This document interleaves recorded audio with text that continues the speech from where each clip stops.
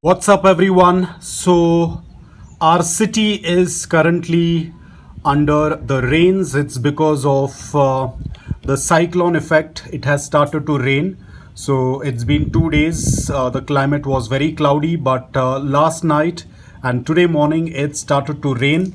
I had kept most of the succulents safe, but some of the succulents were out in the rain. Luckily, the soil was not watered. Whenever I know something like this is going to happen, I tend to underwater my succulents. So the soil did get wet, so no issue. They have got watered, but now I will not keep them out. I will move them under the shed. But more than that, what's important is you can see there is a lot of water on the leaves. This is something that can turn out to be disastrous because you can see the succulents have very beautiful color and they are completely scar free. But if this water is left on the crown area and let's say for some reason, even for an hour, if there is direct sunlight, it will burn the leaves or it can cause some kind of issue. So what I do is I blow off the water from the leaves. I will show you. You have a succulent blower. A lot of people have said that succulent blowers are not very effective or they do not have a lot of pressure.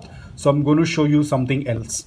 So what I have over here, this is called as a balloon blower. You'll find it in any stationery shop or any shop that tends to sell party stuff like balloons or decor. So you will get it easily over there. This has a very good amount of pressure to blow off any water, dust from the leaves. I had purchased this almost 2 years ago. It always comes in handy during the monsoon season. Ideally, I use succulent blower, but when there is a lot of water and I have a lot of succulents to blow off the water, this comes in handy. Now, of course, your hands will pain when you do it for the first time. It takes a lot of efforts. A lot of people have suggested me the electric ones. I do not want to use that because they do tend to push out hot air or warm air that will damage the succulent. A lot of people also tend to use hair dryers. I don't use it because even if it is the reverse one, the one that tends to push out cold air, I wouldn't suggest that because there is going to be a difference in temperature. I don't know if that tends to make a difference, but I don't want to get into it. So we are going to do this manually.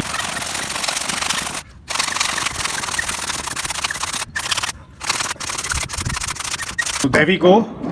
The water is cleared from the crown area. That is the most important part where we don't want any kind of water.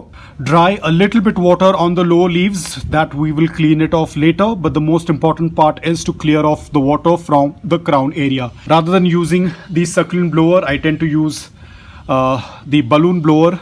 This has more power and more effect. You can already see I am panting, but this is what I usually tend to do.